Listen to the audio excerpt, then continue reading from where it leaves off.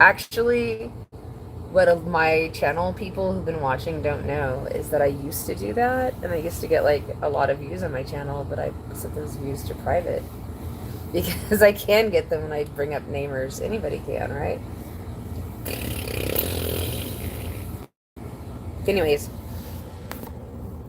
so I'm just tooling around, farting around on YouTube, and I come across a sponsored ad, and it says, "Pray with Gwen Stefani, a 30-day prayer program."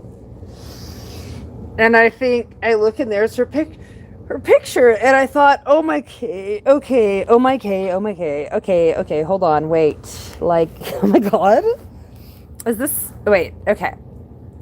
And then I went, I typed in Chat GPT, I said, can you tell me if this is real? You know what Chat GPT said? It's real. They said that she partnered with Hollow, a Catholic organization or something like that. I don't know the whole story. I could be quoting it wrong. We're not here to talk about the technicalities. Okay, I'm here to talk about, well, we could, I mean, but I don't know. So, I have a lot of different, I have a very active internal family part system, as I'm sure many people do. And if we should call it that. And we don't like the word family too much, but I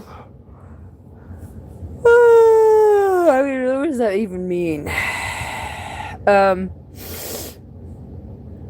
In my head, though, I've been confronting the Hollywood stars. Now, first, let me preface this by saying that I am not a Christian, but they are. Most of them are. And so, functionally, that's what they are. And I've been saying, why don't you either just do like the Clint Eastwood song by Gorillaz Inc., where it's like, sit and lose all you different crews, chicks and dudes who you think is really kicking tunes. Picture you getting down in a pigeon tube. Like, you lit the fuse. Think it's fictional, mystical, maybe. Spiritual, the hero who appeared in you to clear you when you were too crazy. Right? Life is life. The definition for what life is priceless to you because I put you on the hype shit. You like it? Gunsmoke.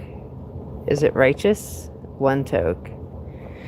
Anyways, so I was like thinking to myself when I talked, okay, so some people pray by praying.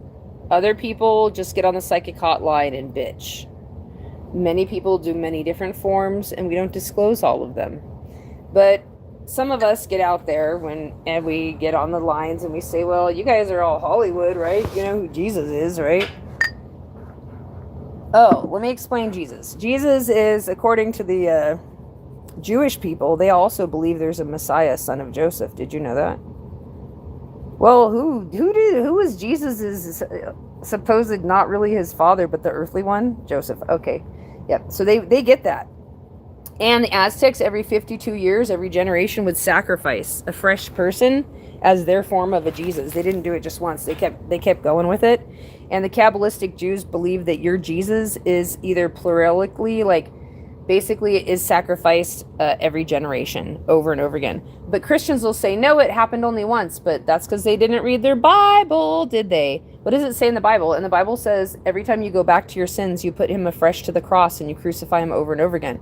So every time the world goes back to their sins, a new Jesus has to be crucified. The Aztecs understood it, so they just were like, all right, let's go kill him out in the open. Let's not make a secret of it. But the current people operating, calling themselves Jews, are trying to be secretive like the Egyptians were. They're doing the same sacrifice. They believe the same thing, but you have to study Kabbalah for a long time to know what I'm telling you is true. That's why Hitler went nuts. Now, I'm not advocating for the things that he did, but that is why he lost his mind. Some people just lose their mind and go bonkers. That's why the Kabbalistic Jews require a person they're supposed to study for 50 years before they disclose to you that their system is based on hideous forms of child abuse and human sacrifice. And so Why? Because they don't want you to tell the whole community once you've already built up. So say like you've been in the community for 50 years, you've built up a whole bunch of credibility. If you learn this information and you go sideways, you're so old they can fake a stroke. See, me, I don't have any credibility. I'm like the Joker. I'm just this fucking weird ass person coming from the side. You don't know who the fuck I am. Where'd I come from? What am I talking about? The whole Kabbalistic tree of life system is based on a principle, their whole little mathematical system. If you ask them, go look it up, go take a class. It's based on those who give having never received. If you want to learn what that means, look up two acronyms. The acronym CSA and the acronym OEA. Now look up the Aztecs. See how they practiced. Now start applying everything you can to the Hasidic Jews, and you will suddenly, a light bulb will go off in your head, perhaps, and you might even say, wow, what the fuck is going on here? Oh my gosh. The only difference is, like, some people admit it and know it, and other people don't. And keep it all secret. So I've been talking in my head to the people who are in Hollywood, and I was like, yeah, Joseph, the Messiah, son of Joseph, or Jesus Christ, superstar.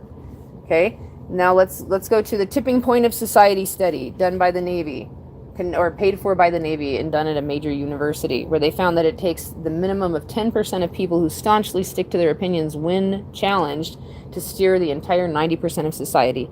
If you have that 10% in your hand, you can get people to do whatever you want.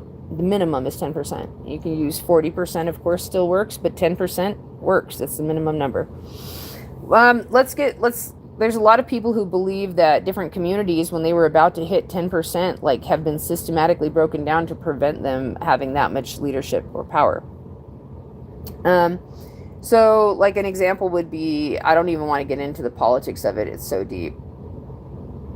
Because back in the 1930s and shit, the American black family was less criminal and had better marriage success rates and all this other shit than white families. And they were rapidly the most civil, respectable part of the, like, community, statistically. And then, and they were gaining force quickly, and they were going towards, it was before they had the right to vote, but when they were gaining force quickly, getting the right to vote, and I think maybe then they got it. And then what happened is that a lot of people believed that the government had to get in there, for instance, and like impersonate Black Panthers,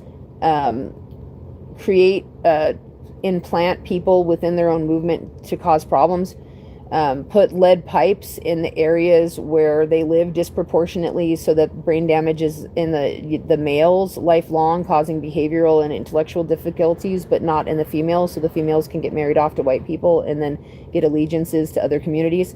And so they systematically brought them back from 10%, because they were at that point where if they had tipped over 10%, America would have been, basically our politics would have been largely black politics. And so it could have been. And so they just basically, like, the government, a lot of people believe, flipped out and did counter movements to try to make sure it didn't happen. And so I'm telling you, conspiracy theories. This is the creepy channel. You didn't want to learn it? Okay. Now, here's another one. You want another creepy conspiracy? When you look at the Anasazi, the Four Corners region of Colorado, Utah, all that, where they have the Chaco Canyon area, where it has super advanced architecture, where it was stratification and hierarchy, the archaeologists, if you go watch them, it turns out that they say that is the northernmost border of Mexico.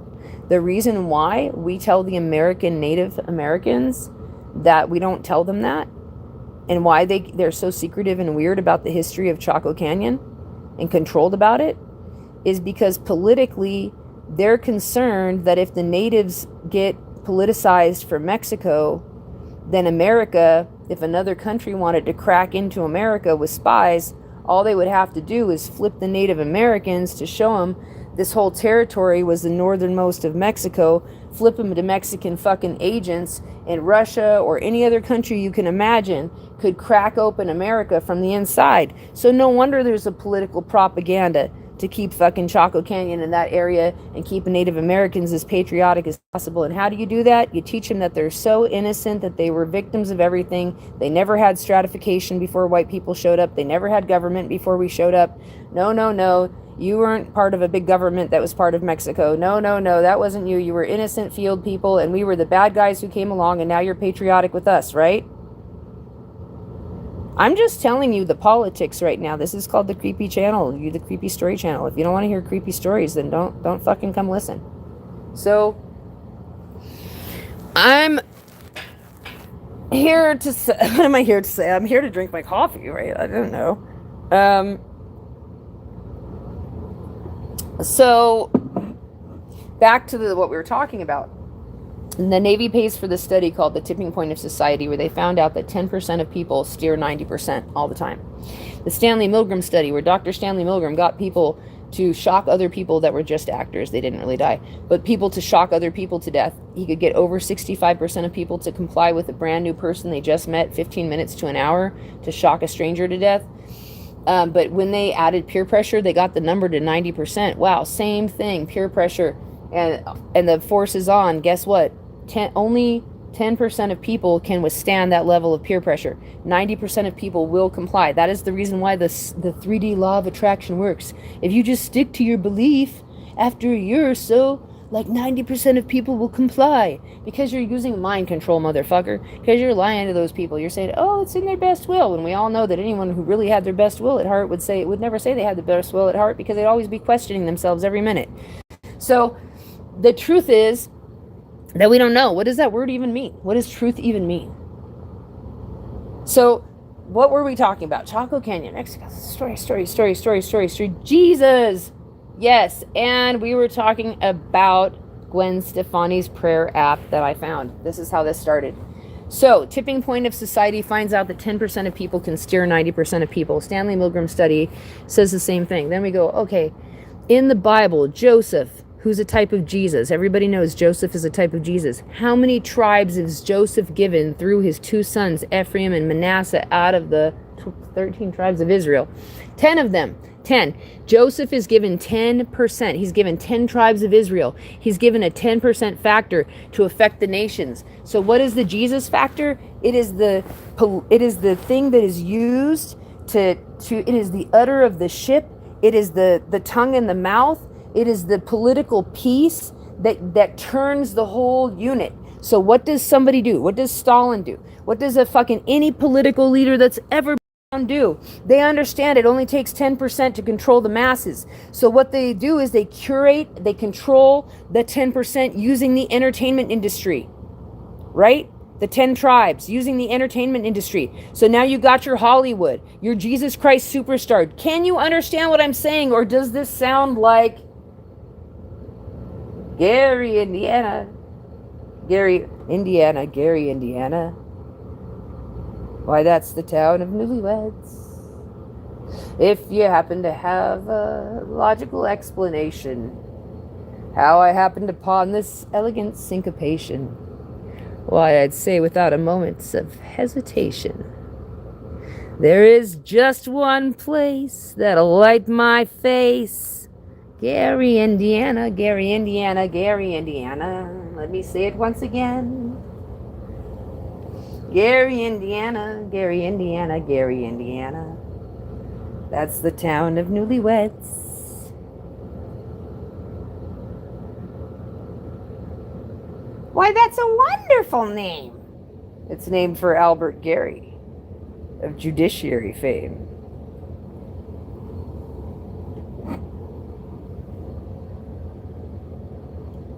That's a song from The Music Man. Why do I bring it up? Because when the Music Man is a con artist and he comes in town and he's feeding the people a line of shit and they ask him where he's from, he says, Gary, Indiana. And I'm here to tell you that my hometown is also Gary, Indiana. I'm singing you a little song about it. Gary, Indiana. Why, that's a wonderful name. Why, it was named for Albert Gary of judiciary fame. Gary, Indiana, Gary, Indiana, Gary, Indiana. Let me say it once again. Not New York or Rome or Louisiana, but Gary, Indiana. So in the music band, it says, you got trouble. It starts with P, it rhymes with T, but it's trouble. Right here in River City. With a capital T, and that rhymes with P, and that stands for pool. Now, I know all you folks are the right kind of parents. I'm going to be perfectly frank. Would you like to know what kind of conversation goes on when they're loafing around that hall? They were trying out Bevos, Cubans, tailor-mades like cigarette fucking fiends. They were bragging all about how they were going to cover up a telltale breath with sense in one fine night. They left the pool hall, headed for the dance at the Armory. Libertine men, scarlet women, ragtime, shameless music that'll grab your son, your daughter, in the arms of a jungle animal instinct. Mass hysteria. Friends, the idle brain is the devil's playground. Right here in River City? Yes, that's what you heard them say. All right.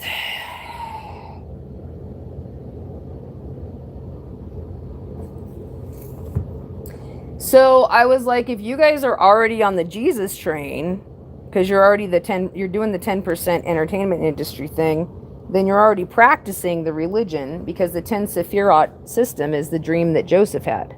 You know, where the son, go read the Bible if you want.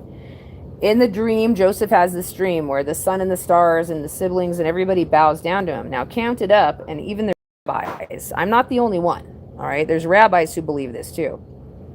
That the current 10 Sephirot, or 11 Sephirot, as some people call it, because one of the Sephirots could go either way, is a system of it is actually the system of the dream of Joseph that he had in the Bible. So what the Kabbalists are practicing right now is the dream that Joseph had in the Bible. And Joseph is a type of what? Christ, right? So they're what? Christians, right? Because the real Sephirot system has 13 Sephirot, however you want to say it. Not only that, they already know there's letters missing from their dialect, mysterious letters that are going to reappear. Except for linguists and archaeologists talk about it openly, guys. It's not that secret. People put pictures of the 13th Sephirot system on fucking Google. You can just go look it up. There's already churches with it embedded in the windows. But never you mind. It's already... No, never you mind all of that. It surely doesn't exist. It's like Papa Smurf. How far now, Papa Smurf? It's far. It's so far.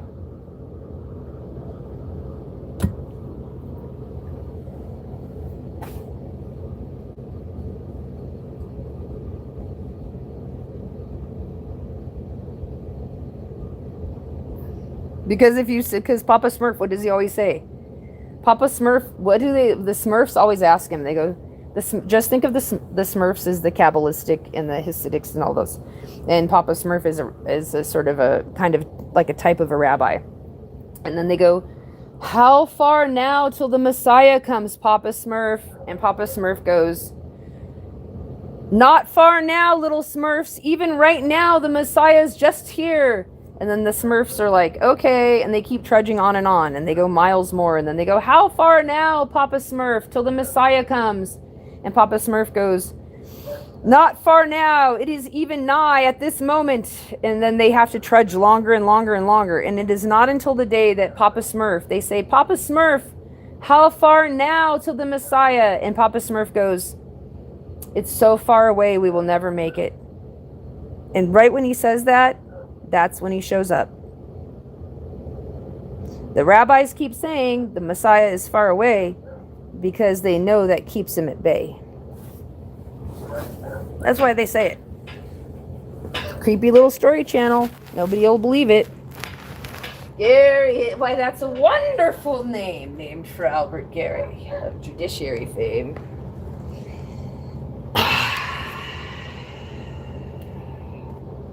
"76 trombones led the big parade with 110 cornets right behind. There were more than 1,000 wreaths springing up like weeds, and there were horns of every shape and kind. There were copper-bottom symphony and horse platoons, thundering all along the way. Double bell euphoniums and big bassoons. Each bassoon, each one of these wind instruments is a phallus. Come on, guys, don't you get it? Think about it. Reeds, bassoons, come on. Having its big fat say. There were 50 phallus, 50 mounted cannon battery. Thundering, like balls, thundering louder than before. Chariots of every size and trumpeters who'd improvise a full octave higher than the score.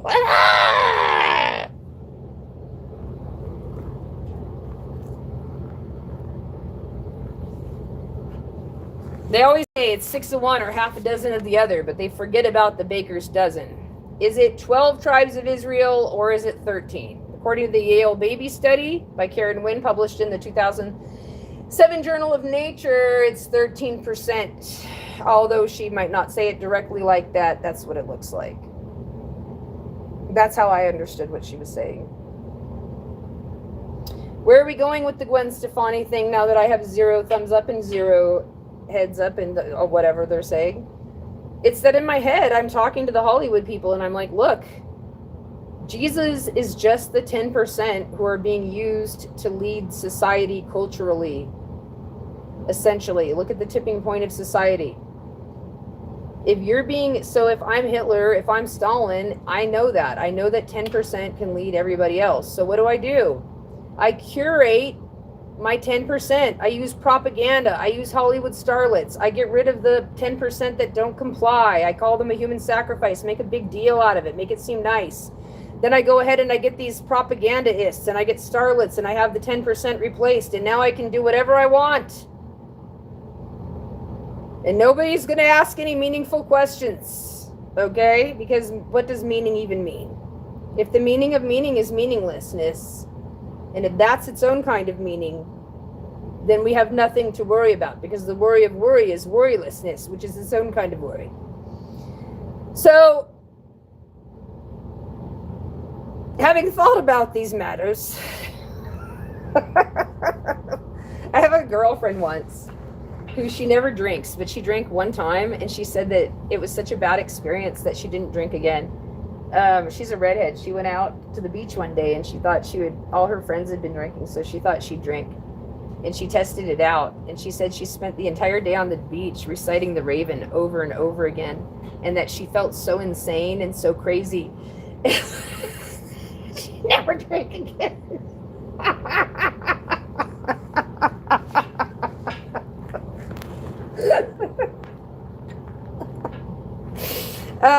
Okay, so rumor has it, though, that after she had like 3 kids, now she has a sip here or a sip there, whereas before she would never touch it, which shows you the effect of having children is all bad. At any rate, so what what light through the yonder window breaketh wind. Okay, so Gwen Stefani, yes, I told all of Hollywood in my head. I was like, you guys either shit or get out. You already are acting as the Jesus component.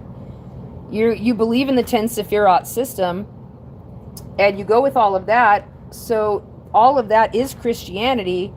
So, it's like the Clint Eastwood song, sit and lose, all you different crews, chicks and dudes who you think is really kicking tunes. It's like, pick a side. You're already on the Jesus side, or else get off your side and go rebel against them. Or come out and say you're Christians, because that's what you are. 50 Cent, Eminem, Kardashians at least admit it. Gwen Stefani admits it. Who else is a Christian that's going to be honest? How about you, Billie Eilish? Are you going to go Christian, or are you going to defect against all your friends and go Satanist and go with the Antichrist team? The Antichrist team is just as fun. All the fun with none of the fun. Anyways, so,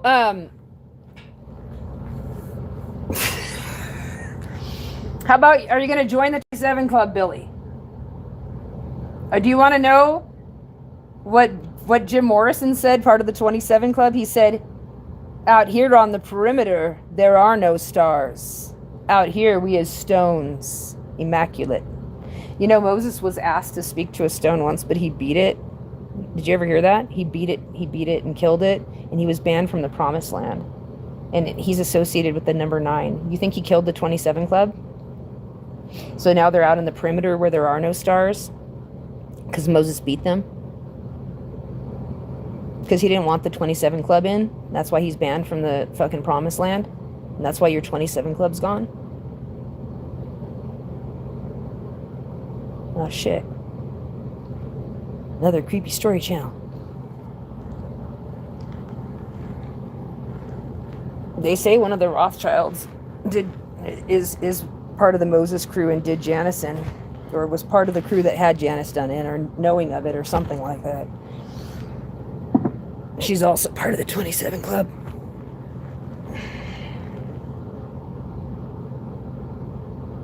Gosh, they'd have to stop killing the 27 Club off, wouldn't they? Probably someone like Deborah would come along and say, stop killing the 27 Club off for a few years and see what happens. That'd probably happen, and then they'd go, oh, it's not 6 of one or half a dozen of the other, it's 6 of one or 7 of the other. Because it's a baker's dozen.